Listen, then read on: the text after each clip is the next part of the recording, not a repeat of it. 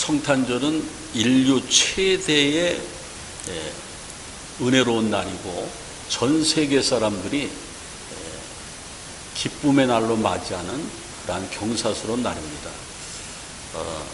성탄절이 벌써 열흘 앞으로 다가왔는데요. 성탄절을 어떻게 은혜롭고 복되게 보낼 수 있을까? 내 삶의 주인이신 예수님을 뜨겁게 영접해야 되는데 예수님께 집중해야 됩니다. 요즘의 성탄절은 흥청대고 그냥 친구들 만나고 갯모임 가고 선물 사주고 선물 받고 여기저기 오라는 데가 얼마나 많은지 몰라요. 요즘에도 이 베가스 시내에 한국 식당이 50% 바겐세일 하는 데 있다고 그냥 그런 데 자주 모이고 그러는데 다 좋습니다. 하지만은 성탄절은 나를 위해서 십자가에서 죽으시러 오시는 예수님이 오시는 날이기 때문에 이 예전색도 대림절의 예전색은 사순절 십자가 지시는 그 절기의 색깔 보라색입니다. 참회하고 경건하게 보내야 됩니다. 그래서 여러분들 성탄을 은혜롭게 맞이하실 바라고 하나님의 은혜로 맞으실 바라고 하나님이 주시는 지혜로 맞으셔서 그 어느 때보다 은혜로운 성탄절이 되시길 바라고 하나님 주시는 그 지혜로 말미암아 금년을 또 잘 마무리할 때에 영적으로 유종의 미를 거두시기를 바랍니다. 성탄절에는 몇 가지 기적이 있습니다. 첫 번째 기적은 하나님이 사람 되시는 날입니다. 이건 기적이죠. 하나님이 사람 되시는 날이에요. 이건 하나님만 하실 수 있는 기적이죠. 또 한 가지는 하나님이 사람 되시 오시는데 어떻게 오실까? 하나님은 하나님의 방법대로 성령으로 처녀의 몸에 잉태를 시킨 다음에 이 땅에 사람의 몸으로 오셨어요. 그러니까는 동정녀 탄생이죠. 이거는 기적이에요. 이건 누가 흠을 잡을 수가 없어요. 이건 하나님만 하시는 일이죠. 어떤 사람이 그래요. 나는 교회 오래 다니는데 하나님이 성령으로 잉태돼서 처녀에게 아기를 갖게 해서 예수님이 오셨다. 그건 정말 구라 중에 구라. 그것만 못 믿겠대. 그냥 교회 다니면 말씀 듣고 좋은데 그거는 못 믿겠대. 그러니까는 그 마리아하고 동정녀 탄생에 헌신한 그 마리아하고 약혼자 누가 있습니까? 요셉 있지 않습니까? 그 말을 들었던 어떤 옆에 있던 교인이 이놈아 요셉도 믿는데 네가 뭔데 안 믿는다고 그래. 그 남편 될 사람 요셉도 믿는데 네가 왜 안 믿나 그래. 그래서 성탄절의 기적은 하나님이 사람 되시는 것, 그 다음에 동정녀 처녀의 몸으로 예수님이 사람으로 이 땅에 오시는 것. 또 한 가지가 있습니다. 기적 중에 기적. 마리아가 그것을 인정하고 순종했다라는 거예요. 마리아보다 더 훌륭한 사람 누굽니까? 약혼자 요셉이 그것을 받아들였어요. 그래서 첫 번째, 두 번째는 하나님이 하시는 기적이지만은 마리아하고 요셉은 사람이 하나님의 말씀에 순종했을 때의 기적 역사가 나타나는 거예요. 노하면 안 됐을 겁니다. 마태복음 1장 20절에 보면은 저는 마리아보다 요셉이 훌륭하다고 봐요. 마태복음 1장 20절에 요셉이 이 여자 이상하다. 내가 사랑했는데 딴 사람하고 어떻게 하고 하나님의 씨가 자기한테 왔다고 나한테 거짓말하는 거 아닌가? 그럴 찰나에 요셉이 고민했어요. 그럴 여자는 아니다. 정말 착한데 그럴 여자는 아니다. 그러고 있는데 그 밤에 천사가 누구에게? 요셉에게 나타났어요. 마태복음 1장 20절에 이 일을 생각할 때에 주의 사자가 현명하여 가로되 꿈에 나타나서 가로되 다윗의 자손 요셉아 내 아내 마리아 데려오기를 무서워 말라. 저에게 잉태된 것은 성령으로 된 것이다. 아들을 낳으리니 이름을 예수라 하라. 이는 그가 자기 백성을 저들의 죄에서 구원할 자이시니라. 생생하게 꿈에 하나님의 음성을 듣고 믿었어요. 그럼 그렇지. 마리아의 말이 맞구나. 하나님이 나한테 말씀해 주신 것 내가 그대로 순종하고 이 아기는 하나님이 사람으로 오시는 거니까 내가 최선을 다하겠다. 이제 그런 거죠. 그래서 오늘 본문은 마리아하고 요셉에 대한 이야기입니다. 오늘 본문의 시작은 이제 이렇게 시작하죠. 그때에는 어느 때입니까? 성경에다가 줄을 그어놓으시 그때에 마리아가 애를 출산하려고 할 때에 그때에 가이사 아우구스도가, 가이사는 시저죠. 로마 황제의 칭호죠. 로마 황제가 예수님이 이제 마리아의 몸에서 출산할 그쯤에 로마가 전 세계를 지배하고 있는데 식민 통치하는 모든 나라에게 인구조사를 해라. 그래서 본적지에 가서 남자들은 다 호적하고 와라. 원래는 14년마다 한 번씩 해야 되는데 10년 됐어요. 그러니까 앞으로 4년이나 더 남았는데 하라는 거예요. 이건 뭐 난리가 났어요. 요셉은 지금 사는 곳이 어디였냐고 하면은 저기 지도에 있지만은 나사렛이었어요. 갈릴리 바다, 갈릴리 바로 옆에 나사렛이란 촌동네인데 거기에 살고 있었어요. 거기에 마리아하고 있었는데 사람들이 얼마나 수군대는지 쟤네들 미쳤어. 하나님의 씨를 받았대. 미쳤어 쟤네. 응? 사실은 유대율법으로는 처녀가 애를 가지면 돌 맞아 죽어야 돼요. 그런데 이 사람들이 얼마나 나사렛에서 마리아하고 요셉이 인정받았는지 미쳤다고 생각하지만은 그 사람들을 내칠 수가 없었어요. 그렇지만은 지나가기만 하면 수근수근대. 저게 뭐 어떻게 뭐 이랬을 거예요. 그런데 그때에 로마 황제가 모든 지배하는 나라, 식민 통치하는 나라에 인구조사를 시켜서 남자들은 고향에 가서 다 호적하라. 호적하라는 이유 중에 하나는 징집하려고 그래요. 로마가 전쟁할 때에 군대도 동원할 수 있고 그 남자마다 세금을 부과하는데 정확한 세금을 걷어서 로마를 더 든든하게 하려고 하는데 14년마다 한 번 하는데 마리아가 아기 예수님을 출산하려고 하는 그때에 해필이면은 인구조사를 시켰어요. 난리가 났어요. 그래서 다른 나라도 난리 났지만은 이스라엘 유대 땅에도 난리가 났어요. 나사렛에서 사는 요셉은 할 수 없어서 거기서 어디로 가야 돼요? 빨간 거로 쭉 표시해놨죠. 아래로 남쪽으로 내려가서 베들레헴까지 가는 거예요. 저 거리가 한 150km 돼요. 마일수로 약 100마일 정도 되는 거예요. 지금처럼 택시가 있습니까? 버스가 있습니까? 어떻게 가야 돼요? 네? 걸어서 가야 됩니다. 자기 아내 될 마리아는 하나님의 씨를 잉태했는데 출산할 때가 됐는데 몸이 무거워요. 근데 요셉은 상남자 중에 상남자예요. 내가 혼자 황환이 갔다 와도 되는데 내가 갔다 올 동안에 혹시 출산할 수도 있고, 그리고 사람들이 봐라 저 요셉도 저 버리고 떠났지 않냐, 그리고 손가락질 할 것 같으니까는 힘들어도 마리아요 같이 갑시다. 같이 가는 거예요. 마리아도 예스 하는 거죠. 그런데 여기에 놀란 하나님의 섭리가 있었죠. 만약에 그때에 로마의 황제가 인구조사하지 말라고 그랬으면은 예수님은 어디서 태어났어요? 나사렛에서 태어났어요. 근데 예수님 오시기 수백 년 전에 저기 제가 성경을 기록해 놨는데 미가 선지자가 미가서 5장 2절에 유대 땅 베들레헴 에브라다야 거기서 구세주가 나신다고 예언했습니다. 이분은 영원 전부터 있었던 분이다. 바로 메시아가 베들레헴에서 난다고 예언했습니다. 그러니까 만약에 황제가 그때 그 마음을 안 먹었으면은 하나님의 말씀이 이루어지지 않았어요. 여러분들 성경 말씀은요, 신약 27권, 구약 39권인데 성경 말씀은 두 가지 맥이 있습니다. 하나는 명령이에요. 하라와 하지 마라로 되어 있어요. 하나님은 우리하고 타협하지 않습니다. 하라, 하지 마라 이렇게 명령하는 거예요. 또 한 가지는 약속과 성취입니다. 예언하고 성취하는 거예요.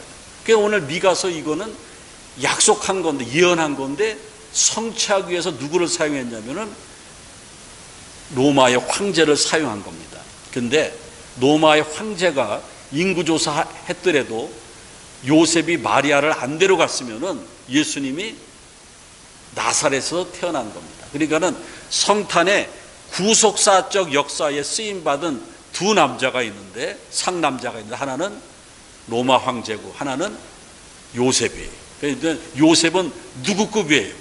하나님이 있을 때 황제급이에요. 요셉은 대단한 사람. 여러분들 이제 성경을 연구할 기회가 있으면은 요셉을 한번 연구해 보시면 되겠습니다. 그런데 문제는요, 그렇게 해서 어렵게 낙이 타고 왔는지 걸어왔는지, 저는 낙이 타고는 건 불가능하다 봐요. 제 집사람도 아기를 출산할 때 이렇게 보면은 산기가 다가오면은 애가 막 머리가 보인대, 막 그래요. 예? 그래서 이거 뭐 자전거도 아니고 나귀를 탄다? 이거 안 돼. 그럼 어떻게 했을까요? 거의 뭐 걸어서 왔어요. 이거 얼마나 힘들어서 왔어요. 베들레헴에 왔는데 방이 없네요. 사람들이 엄청 몰려와서 예수님이 탄생할 방이 없는 거예요. 그래서 마구간에서 탄생했다고 말씀하지 않습니까? 그러면 왜 예수님이 베들레헴에 왔는데 빈 방이 없고 예수님을 영접하지 않았습니까?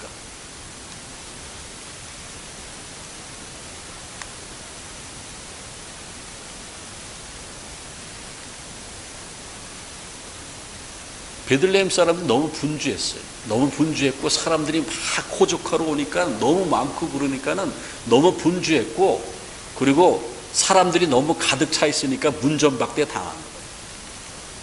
근데 2000년 전에 그렇다고 봐요. 2024년도 예수님이 오셨는데 2024년도에도 방이 없어요. 2024년도 성탄절에는 예수님이 어디로 오실까? 우리 마음으로 오시는 거예요.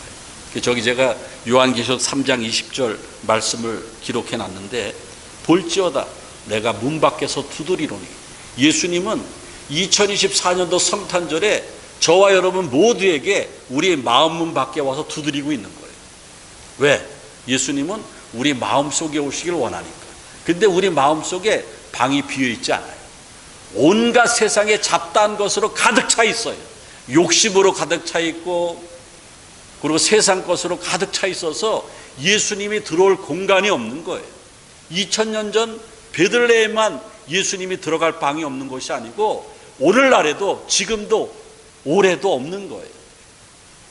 여러분들 컴퓨터 하시는 분들, 스마트폰 하시는 분들은 공간을 너무 많이 차지하면은 자리가 없기 때문에 자꾸 비워야 돼. 그죠? 쓸데없는 거 막 지워버리 비워야 돼. 그래야지 뭐 중요한 게 막 들어가지 않습니까? 우리도 마찬가지예요. 신앙생활은요, 머리로 하는 게 아니에요. 가슴으로 하는 건데 내 마음에 잡다한 것을 많이 비워야 됩니다. 비워야지 예수님이 들어오는 거예요. 내 속에는 너무나 세상 것이 너무나 많아요. 자존심으로 가득 차 있고 욕심으로 가득 차 있어요. 우리 얼마나 많이 가져야 만족합니까? 자꾸 더 가지려고 그러지 않습니까? 그래서 예수님이 오실 공간이 없다라는 거예요. 이번 성탄절에 좀 마음을 비우시고 내려놓으시길 바랍니다. 제가 좋아하는 노래 가운데 내 속엔 내가 너무도 많아 당신의 쉴 곳 없네. 찬송가냐고요? 찬송가 아니에요. 내 속엔 내가 너무도 많아 주님의 쉴 곳 없네. 2024년도 성탄절을 맞이하는 여러분 마음이 그렇다는 거예요.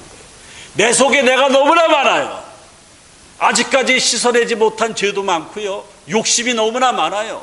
세상에 잡다한 것으로 너무나 많으니까는 거룩하신 주님이 들어올 공간, 주님을 위한 방이 없다라는 거예요. 그러면 어떻게 하면은 주님을 위한 방을 준비할 수 있을까? 요한복음 1장 12절, 로마서 1장 17절, 디모데후서 4장 2절이 그 답입니다. 요한복음 1장 12절은 영접하는 자, 곧 그 이름을 믿는 자들에게는 하나님의 자녀가 되는 권세를 주셨으니. 내 마음을 비우는 것은 회개하는 거예요. 말로만 믿습니다가 아니고 나의 허물과 죄악과 잘못과, 정말 주님은 엄청난 은혜를 주셨는데 나는 너무나 이기적이고 욕심이 많고 내 갈 길로 갔고 주님을 섭섭하게 했고, 일주일에 한 번 주일 예배 드리는 것도 바쁘다는 핑계로 빠지는 게 태반사고, 그거 회개해. 그거를 회개해야지 주님을 영접하는 거예요. 또 한 가지는 로마서 1장 17절은 믿음은 들음에서 납니다. 여러분들 똑같이 오늘 주일 예배 앉아서 설교 듣지만은 저는 여러분들 표정 다 보고 있지 않습니까? 어떤 분들은 은혜가 돼가지고, 어떤 분들은 팔이 잡아요. 그 차이예요. 주님이 내 마음에 들어올 공간이 없는 사람과 있는 사람의 차이는 그거예요. 믿음은 들음에서 나며, 기독교는 말씀의 종교인데 말씀에 부딪힌 적이 있습니까? 나를 변화시킨 말씀이 있습니까? 그 말씀 까닭에 나한테 은혜가 머물러 있는가? 나한테 은혜가 있을 때에 주님을 위한 조그만 공간이 열리는 거예요. 성탄의 빛이 나한테 오는 거예요. 또 한 가지, 디모데후서 4장이죠. 예수님이 가장 좋아하시는 게 뭔 것 같아요? 순두부찌개? 아니에요. 예수님이 가장 좋아하시는 것은 그냥 내버려두면 지옥 갈 사람 끌고 교회로 인도하는 사람. 디모데후서 4장 2절은 너희는 말씀을 전파하라. 때를 얻든지 못 얻든지 항상 힘쓰라 그랬습니다. 내 속엔 내가 너무나 많고 이번 성탄절에도 주님이 내 마음에 올 방이 없는 거예요. 비워야 돼요. 비우기 위해서는 내가 진정으로 회개해야 돼요. 그리고 하나님의 말씀에 깊은 깨달음이 있어서 은혜가 임해야 돼요. 그리고 그냥 내버려두면 훌륭한 내 남편 지옥 갈 텐데 그 남편을 푹 찌르는 거예요. 나는 당신 굉장히 사랑하는데 여기서만 살아가며 사는 것이 아니고 목사님 말씀에 세상에서는 잠깐이라는데 천국까지 가서 영원히 살라고 하는데 이제 그만 고집 피고 꺾고 교회 갑시다. 그럼 내 마음에 공간이 조금 열리는 거예요. 그리고 예수님이 왜 베들레헴에 갔을 때에 방이 없었냐 하면은 사람들이 영적으로 무지했어요.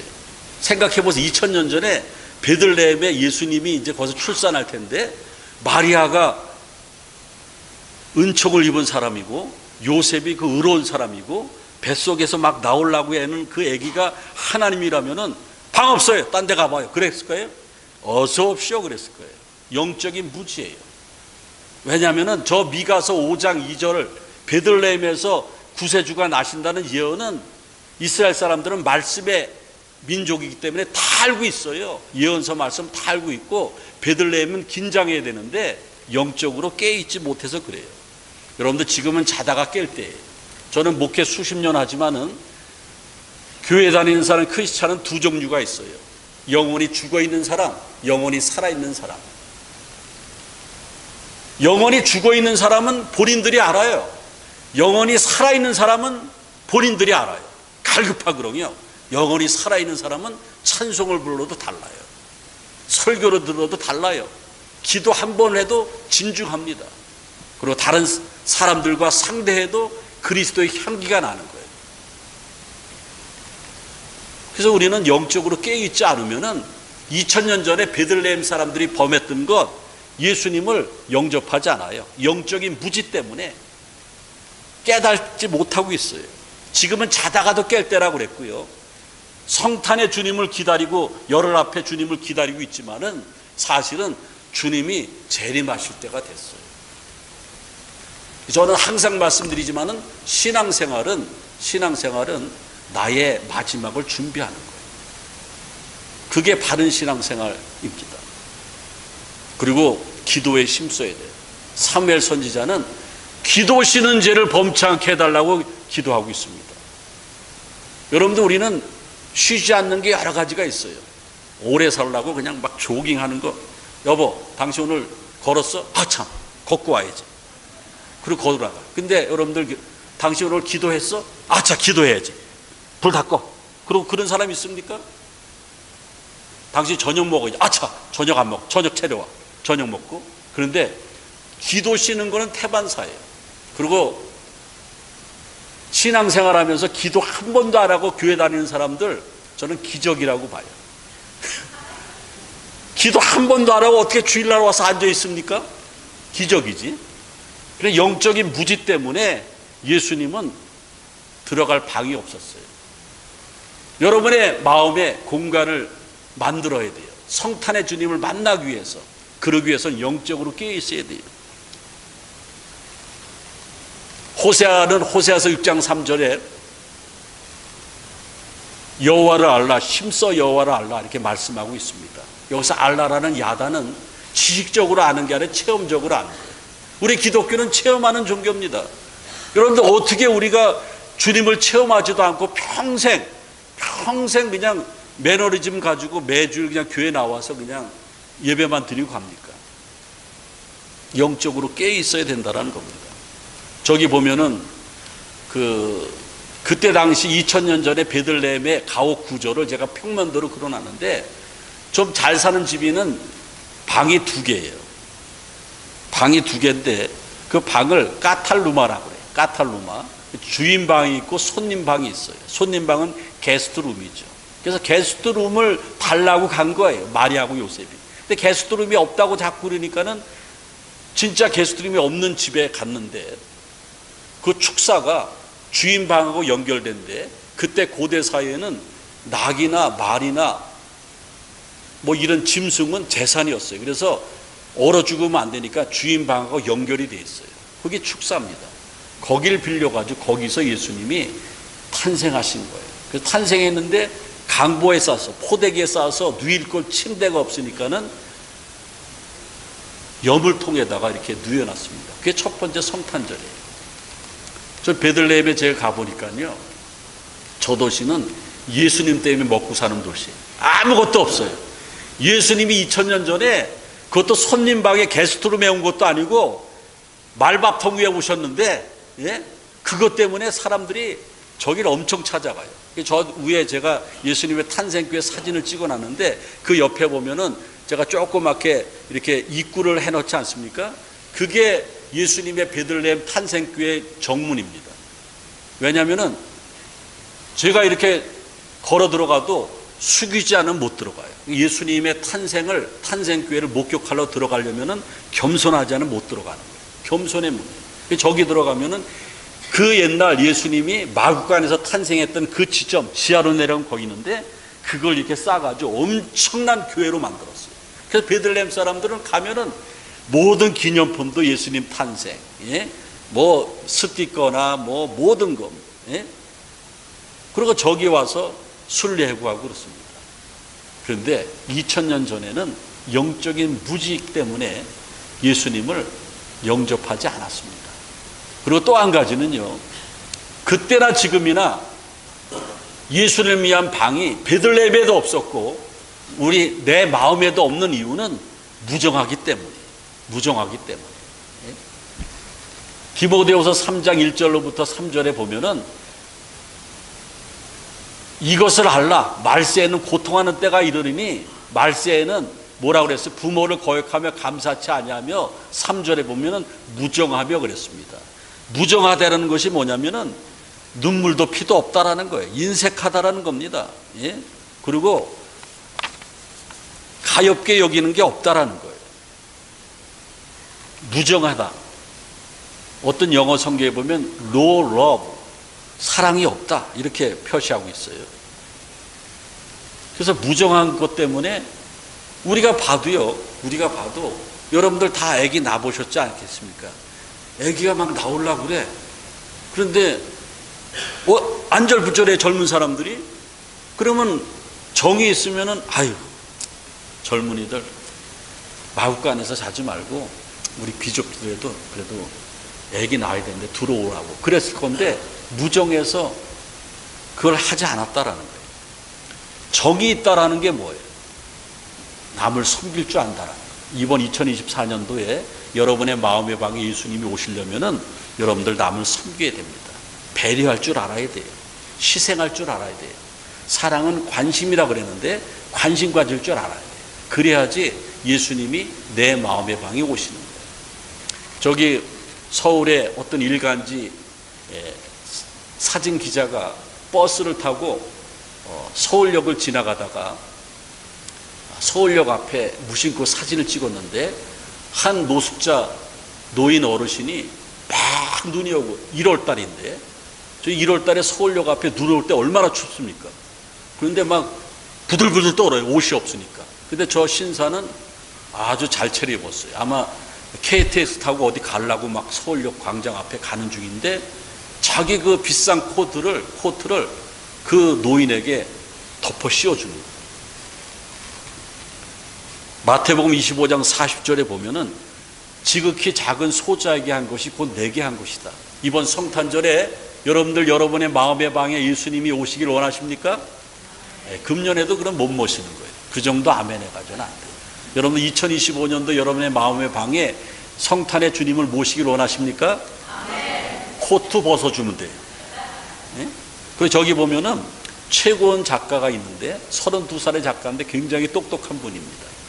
그 단편 영화 감독도 했었는데 저 사람들은 일이 없으면은 방세도 못 내는 사람이에요. 서울 금교의 도시에 살고 있었는데 그해 아주 일이 없어가지고 방세도 못 내고 먹지도 못했어요. 근데 누구한테 창피해서 영화 감독이 작가인데 얘기를 못해. 근데 2층에 사는 아주머니가 그걸 알아서 오르내리면서 가끔 찌개도 갖다 주고 밥도 갖다 주고 그러는데 죽기 바로 일주일 전에는 정말 먹을 것이 없는데 아주머니가 들여도도 안 보는 거예요.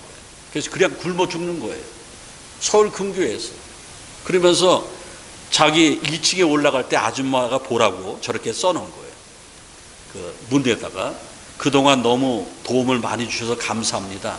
창피하지만은 며칠 동안 아무것도 안 먹었습니다. 밥이나 김치가 있으면은 알려주세요. 그리고 붙여놨어요. 근데 밥이나 김치 갖다 놓으면은 문을 두들겨 먹는다는 거예요. 근데 저 젊은 작가가 32살에 굶어 죽으면서 그 쪽지를 2층 아주머니에게 낚인 것이 유서였습니다. 오늘날 여러분들 이거 뭐 비근한 예지만은 우리 주변에 최고원 씨 같은 사람들도 있을 수도 있을 거예요. 이제 오늘 말씀을 마치겠습니다. 2000년 전에 성탄절에 예수님은 탄생하실 때에 마구간에서 오셨어요. 냉대 받으셨어요. 왜 그랬었습니까? 사람들이 너무나 분주했어요. 우리도 예수님이 오시는 성탄절을 기다린다고 하면서 너무 내 마음속에 내가 너무나 많고 분주해서 주님을 모실 방이 없는 거예요. 영적으로 은혜가 없어서 주님을 모실 방이 없는 거예요. 너무 인색하고 극단적 이기주의로 살고 나만을 위해서 살기 때문에 주님이 오실 공간이 없다라는 거예요. 한번 깨달아 보시고 2024년도에는 여러분의 마음의 방에 우리 예수님이 가장 먼저 찾아오시는 그러한 은혜가 임하시기를 바랍니다. 주님 감사합니다.